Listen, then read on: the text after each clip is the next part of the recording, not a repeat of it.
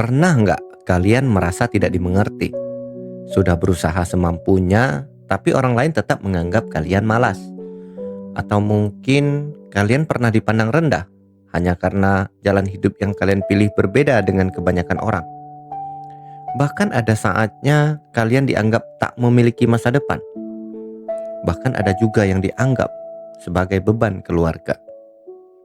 Ya, begitulah hidup. Kita tidak bisa mengendalikan atau mengatur apa yang orang-orang pikirkan. Yang bisa kita lakukan hanyalah melakukan yang terbaik untuk diri kita sendiri. Hai semuanya, kembali lagi di channel ini bersama Guru Sesat. Tempat di mana kita semua mendengarkan cerita dan realita sebelum tidur. Di video kali ini, kita akan menceritakan kisah seorang pemuda bernama Iqbal. Seorang anak yang selama bertahun-tahun dianggap aneh oleh lingkungan sekitarnya. Bukan karena dia membuat masalah, bukan pula karena dia melakukan hal-hal yang meresahkan, melainkan karena dia memilih menjalani hidup yang berbeda dari kebanyakan orang. Di sebuah desa kecil di Jawa Timur, berdirilah sebuah rumah sederhana yang kondisinya sudah bisa dibilang hampir reot. Dindingnya mulai kusam dimakan usia. Beberapa tiang kayunya bahkan sudah terlihat lapuk. Kalau hujan turun cukup deras, terkadang airnya menetes dari sela-sela genteng yang sudah mulai bergeser. Di rumah sederhana itulah Iqbal tinggal bersama ibunya. Hanya berdua. Ayah Iqbal telah meninggal dunia sejak dia masih kecil. Bahkan kalau ditanya seperti apa wajah ayahnya, Iqbal sendiri hampir tidak memiliki kenangan. Semua cerita tentang sosok ayahnya hanya ia dengar dari ibunya. Sejak saat itu, ibunya lah yang menjadi tulang punggung keluarga. Beliau bekerja sebagai pembantu rumah tangga. Setiap pagi, sebelum matahari benar-benar meninggi, beliau sudah berangkat dari rumah, menyusuri gang-gang kecil di desa, menuju rumah para majikannya. Ada pakaian yang harus dicuci, ada lantai yang harus dipel, halaman yang harus disapu, dan baju yang harus disetrika. Saat ini ada 4 rumah yang setiap hari beliau kerjakan. Pulang ketika badan sudah terasa pegal. Lalu keesokan harinya, rutinitas itu kembali terulang. Sebagai seorang ibu, beliau tidak pernah mengeluh di depan anaknya. Beliau hanya berharap suatu hari nanti kehidupan mereka bisa menjadi sedikit lebih baik. Sementara itu, di rumah yang sederhana itu, ada satu pemandangan yang hampir setiap hari selalu sama. Pintu kamar Iqbal selalu tertutup rapat. Kalau pagi, pintu itu tertutup. Siang, masih tertutup. Malam, hanya lampu dari celah pintu yang justru semakin terang. Terkadang ibunya sering merasa penasaran apa yang dilakukan anaknya di dalam kamar selama itu. Beberapa kali beliau bertanya, "Bal, lagi ngapain nak?" Jawaban Iqbal hampir tidak pernah berubah. "Lagi kerja bu." Jawaban yang sederhana, namun tidak pernah benar-benar menjelaskan apa yang sedang dia kerjakan. Ibunya pun tidak ingin terlalu banyak bertanya. Yang beliau tahu, anaknya tidak pernah meminta uang jajan, tidak pernah menghamburkan uang, tidak pernah pulang larut malam seperti anak-anak muda lainnya. Sesekali saat pintu kamar terbuka, beliau hanya sempat melihat 2 monitor komputer yang sedang menyala. Suara ketikan keyboard yang begitu cepat, serta wajah Iqbal yang begitu fokus menatap layar.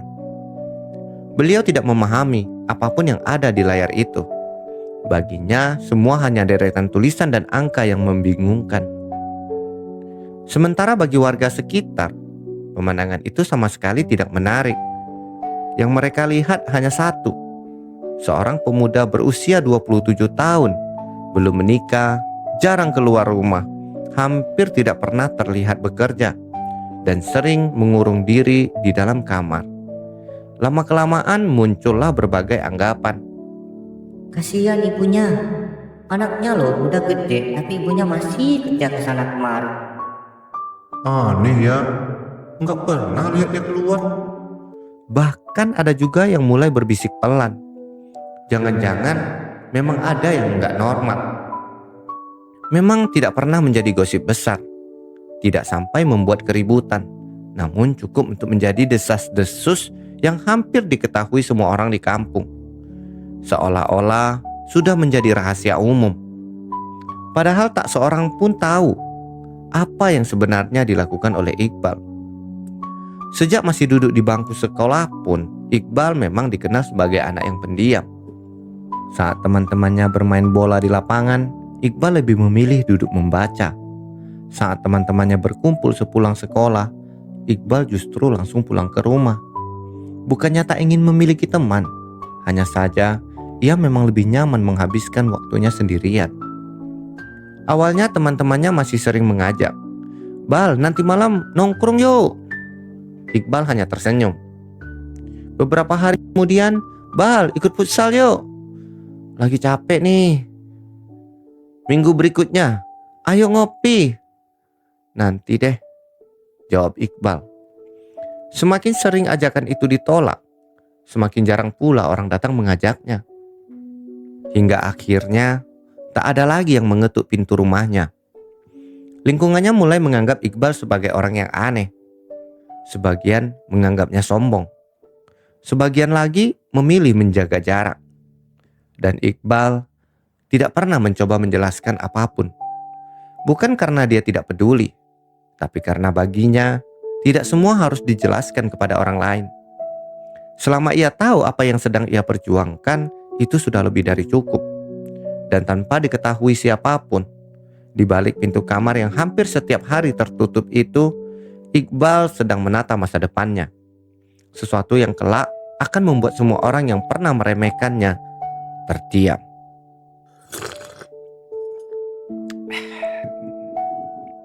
Hari-hari Iqbal terus berjalan seperti biasanya.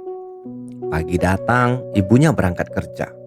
Sementara Iqbal tetap berada di kamarnya, menatap dua layar komputer yang hampir tidak pernah benar-benar mati. Kalau tidak sedang mengetik, tangannya sibuk membaca berbagai dokumentasi yang penuh dengan istilah-istilah yang bahkan sulit dipahami oleh orang awam. Sesekali dia memakai handset, berbicara menggunakan bahasa Inggris, lalu kembali menatap layar dengan sangat serius. Dari luar kamar, semua itu terdengar biasa aja. Namun di dalam kamar kecil itu, setiap menit memiliki tanggung jawab yang begitu besar. Sore itu, seperti biasa, ibunya pulang dengan langkah yang pelan. Wajahnya terlihat lelah. Tangannya masih membawa kantong plastik yang berisi beberapa sayuran yang dibeli di warung sebelum pulang. Beliau meletakkan tasnya di atas meja, lalu menarik napas panjang. Usia memang tak bisa dibohongi. Tenaga yang dulu masih kuat, kini mulai sering habis sebelum pekerjaan selesai. Iqbal yang baru keluar dari kamar memperhatikan ibunya beberapa saat. Ia melihat tangan ibunya yang mulai dipenuhi kerutan, punggungnya yang tak lagi setegak dulu, dan nafasnya yang kini lebih berat dibandingkan beberapa tahun lalu. Untuk beberapa detik, Iqbal hanya terdiam. Lalu ia duduk di samping ibunya. "Bu." "Iya nak," jawab ibunya sambil tersenyum. "Besok ibu gak usah kerja lagi ya?" Ibunya hanya tertawa. "Maksudnya besok libur nak?" "Bukan bu, maksudku berhenti kerja." Senyum di wajah ibunya perlahan menghilang. Beliau menggeleng pelan. "Jangan bercanda." "Aku serius bu." Ibunya kembali tersenyum. Namun kali ini, senyuman itu lebih mirip usaha untuk menenangkan anaknya. "Kalau ibu berhenti kerja, nanti kita makan apa?" "Aku yang tanggung semuanya bu. Nanti aku yang atur." Kalimat itu membuat ibunya menatap wajah Iqbal beberapa saat. Beliau tahu anaknya tidak pernah berbohong. Namun beliau juga tidak tahu dari mana keyakinan itu berasal. "Iqbal, kamu kerja apa sebenarnya nak?" Pertanyaan itu sebenarnya sudah lama ingin beliau tanyakan. Namun baru kali ini benar-benar keluar dari mulutnya. Iqbal tersenyum kecil. Nanti aku jelaskan ya Bu. Tapi sekarang ibu berhenti kerja dulu. Ibunya kembali menggeleng. Nggak bisa gitu. Ibu masih kuat nak. Lagian ibu nggak mau jadi beban kamu. Kalimat itu membuat Iqbal menunduk. Justru itulah yang paling tidak ingin dia dengar. Selama bertahun-tahun, ibunya mengorbankan hidupnya untuk membesarkannya. Sekarang, ketika ia sudah mampu membalas semua perjuangan itu, ibunya masih takut menjadi beban. Dalam hatinya berpikir, mana ada sih anak yang menganggap ibunya beban. Iqbal menghela napas pelan. Bu, selama ini ibu yang kerja buat Iqbal. Sekarang izinkan Iqbal yang kerja buat ibu. Tapi nak, ibu gak usah khawatir soal uang. Beliau kembali tersenyum. Kalau memang kamu punya pekerjaan, ya sudah, uangnya ditabung aja nak. Biar nanti kalau kamu menikah, gak kesusahan. Ibu masih sanggup kok kerja. Kalimat itu justru membuat hati Iqbal semakin sesak.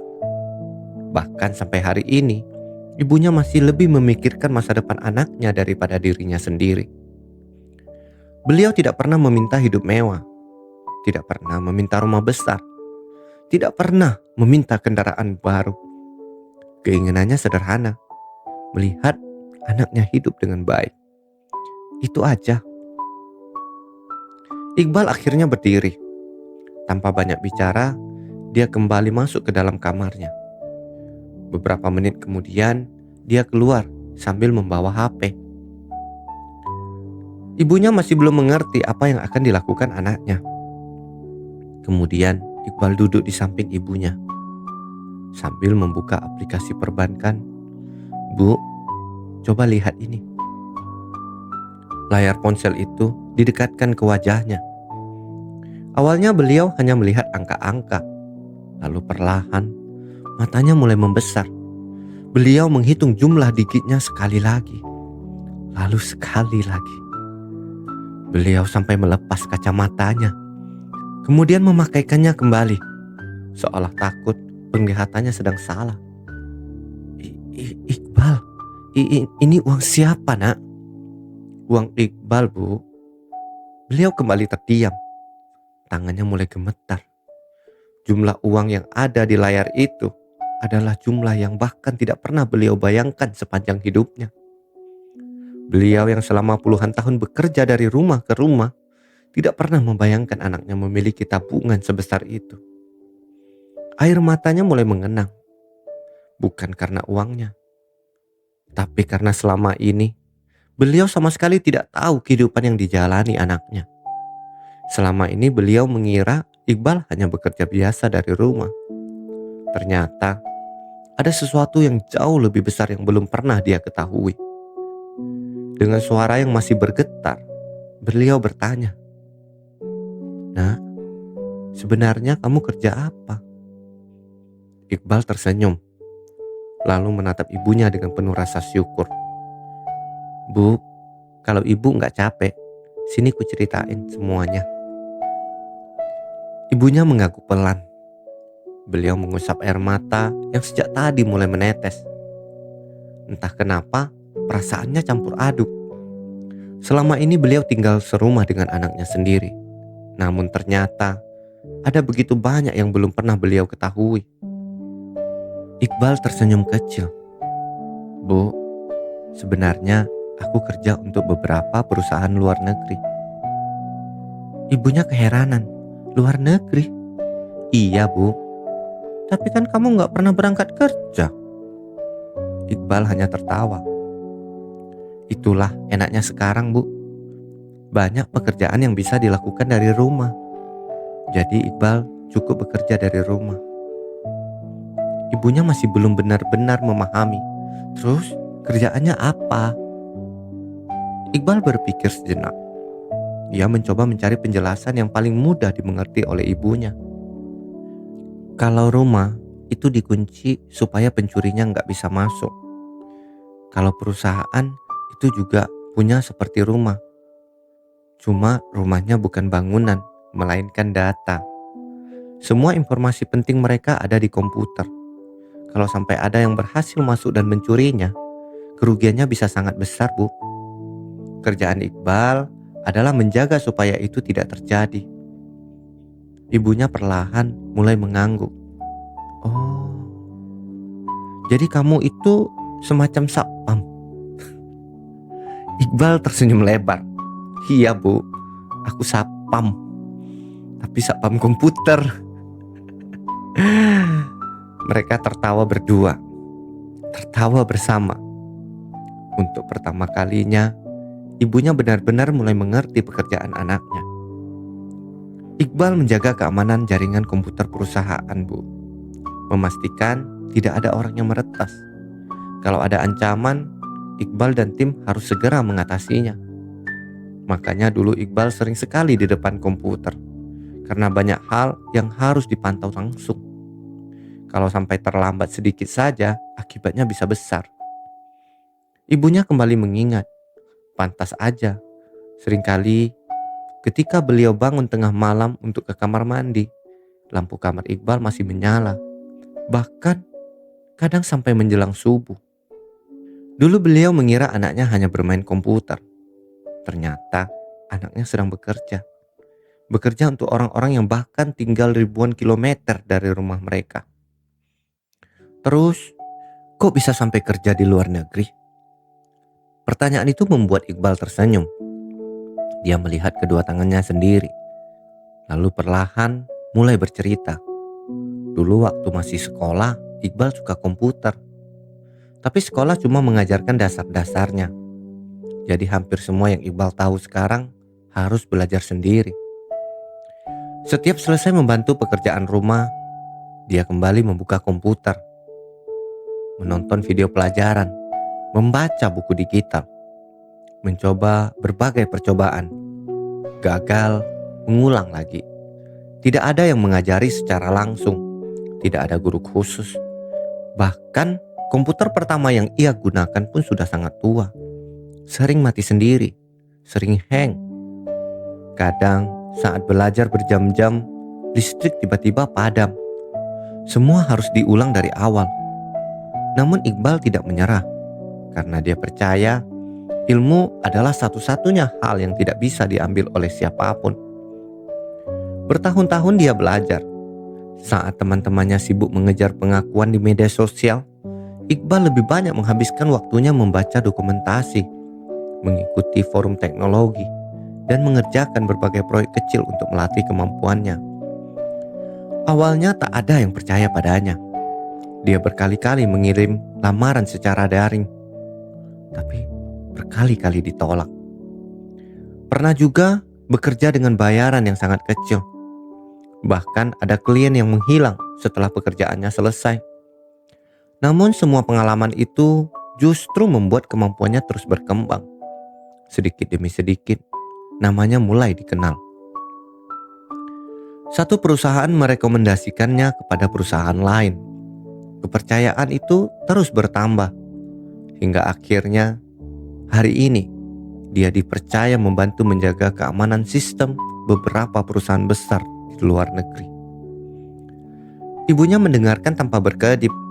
Beliau benar-benar tidak menyangka anaknya yang selama ini dianggap hanya diam di kamar ternyata sedang membawa nama baiknya sampai keluar Indonesia. Iqbal, kalau boleh ibu tahu, gajimu memangnya berapa, nak? Iqbal tersenyum malu. Sekarang kurang lebih sekitar 200 juta sebulan, Bu. Ruangan itu kembali sunyi. Ibunya hanya menatap wajah anaknya. Beliau tidak tahu harus berkata apa. Angka itu bahkan terlalu besar untuk beliau bayangkan. Beliau yang selama ini puluhan tahun bekerja mencuci dan mengepel rumah orang, kini mendengar bahwa anaknya memperoleh penghasilan sebesar itu hanya dari sebuah kamar kecil di rumah mereka. Beliau kembali menangis, namun kali ini bukan karena lelah, melainkan karena bangga. Sambil menggenggam tangan anaknya, beliau berkata pelan, "Maaf ya nak, selama ini ibu gak pernah benar-benar tahu perjuanganmu." Iqbal langsung menggeleng. "Gak usah minta maaf bu, justru Iqbal yang harus berterima kasih. Ibu begitu keras bekerja untuk mendukung Iqbal selama ini. Tanpa ibu yang berjuang, gak mungkin Iqbal bisa sampai titik ini bu." Ia memandang ibunya dengan mata yang mulai berkaca-kaca. Sekarang, giliran Iqbal yang ingin membahagiakan ibu. "Jadi mulai besok, ibu istirahat aja ya bu. Izinkan anak ibu yang bekerja." Ibunya tersenyum sambil mengangguk pelan. Untuk pertama kalinya setelah puluhan tahun, beliau merasa bisa beristirahat dengan tenang. Karena perjuangan panjangnya akhirnya benar-benar membuahkan hasil. Malam itu, rumah sederhana yang selama bertahun-tahun menjadi saksi perjuangan mereka terasa berbeda. Tidak ada pesta, tidak ada perayaan. Hanya ada seorang ibu yang sejak tadi berkali-kali mengusapkan air matanya. Beliau masih sulit mempercayai semua yang baru saja didengarnya. Ternyata selama bertahun-tahun, anak yang selalu dianggap tidak melakukan apa-apa itu sedang memikul tanggung jawab yang bahkan mungkin tidak pernah dibayangkan oleh warga desa di kampungnya. Bahkan sebagian perusahaan yang menggunakan jasa Iqbal memiliki nilai hingga triliunan rupiah. Dan mereka mempercayakan keamanan sistem mereka kepada seorang anak yang tinggal di rumah sederhana di sebuah desa. Siapa yang menyangka dari kamar kecil yang selama ini dianggap tempat bermalas-malasan, justru lahir sesuatu yang begitu besar. Beberapa hari kemudian, ibunya benar-benar berhenti bekerja. Kini beliau lebih banyak menghabiskan waktu di rumah, merawat tanaman kecil di halaman, memasak makanan kesukaan Iqbal, dan sesekali menyeduhkan teh hangat ketika melihat lampu kamar anaknya masih menyala hingga larut malam. Suatu malam, saat mereka sedang duduk di teras, ibunya kembali bertanya, "Nak, sekarang pekerjaanmu sudah bagus, penghasilanmu sudah lebih dari cukup. Kapan kamu mau menikah?" Iqbal tersenyum kecil. Pertanyaan itu sebenarnya sudah sering ia dengar, baik dari keluarga maupun dari tetangga. Namun jawabannya masih tetap sama, "Nanti ya bu." "Nanti terus," kata ibunya. Iqbal tertawa pelan. Lagi pula, Iqbal masih ingin memastikan semuanya benar-benar stabil. Dulu pekerjaan ini hampir semuanya harus dipantau sendiri. Kalau lengah sedikit saja, akibatnya bisa besar. Sekarang memang sudah jauh lebih ringan, karena banyak kerjaanku sudah dibantu sama teknologi. Tapi tetap aja ada banyak yang masih harus kujaga bu. Aku ingin membangun keluarga nanti dalam keadaan yang benar-benar siap. Karena keluarga bukanlah cuma soal menikah, tapi juga soal tanggung jawab. Aku gak mau nanti istri dan anak-anakku ikut menanggung akibat kalau aku belum benar-benar siap. Ibunya hanya mengangguk pelan. Beliau bangga. Anaknya bukan hanya tumbuh menjadi orang yang berhasil, tapi juga menjadi laki-laki yang memahami arti sebuah tanggung jawab. Kalau dipikir-pikir, selama ini Iqbal sebenarnya bisa aja membuktikan dirinya kepada semua orang. Dia bisa membeli mobil mewah, dia bisa membangun rumah besar. Tapi dia tidak pernah melakukan itu. Karena sejak awal, dia tidak pernah ingin hidup untuk mencari pengakuan. Dia tidak pernah mengejar pujian. Ia juga tidak terlalu sibuk memikirkan apa kata orang. Baginya, kalau setiap ucapan orang dimasukkan ke dalam hati, maka tidak akan ada waktu lagi untuk memperbaiki diri. Daripada sibuk menjelaskan kepada semua orang, Iqbal memilih sibuk membangun masa depannya. Daripada membalas omongan mereka, ia memilih membalasnya dengan hasil. Dan hasilnya itu bukan untuk membuat orang lain iri, melainkan untuk membahagiakan satu orang yang sejak dulu tidak pernah berhenti percaya kepadanya, yaitu ibunya.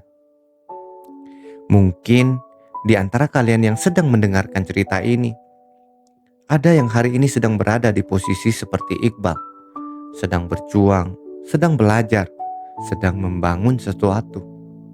Namun, belum ada seorang pun yang memahami perjuangan kalian. Kalau memang begitu, teruslah melangkah, karena tidak semua perjuangan harus diumumkan. Tidak semua proses harus dipertontonkan. Dan tidak semua keberhasilan harus mendapatkan tepuk tangan. Yang paling penting, saat kalian menoleh ke belakang beberapa tahun lagi, kalian bisa berkata, "Aku tidak menyerah." Karena pada akhirnya, hidup bukan tentang siapa yang paling banyak dipuji, bukan pula tentang siapa yang paling banyak terlihat sibuk, melainkan tentang siapa yang tetap konsisten berjalan meskipun tidak ada satu orang pun yang melihatnya. Kebanyakan orang ingin terlihat hebat, namun sedikit yang benar-benar mau berjuang. Ada yang semangatnya selama seminggu lalu berhenti. Ada pula yang punya mimpi besar namun menyerah saat menghadapi kesulitan pertama. Padahal keajaiban seringkali bukan lahir dari bakat, melainkan dari konsistensi yang dilakukan setiap hari, sedikit demi sedikit, tanpa banyak bicara, tanpa mencari perhatian, sama seperti yang dilakukan Iqbal. Dan sebelum kita mengakhiri cerita malam ini, saya juga ingin sedikit bercerita. Ini adalah video ketiga di channel ini.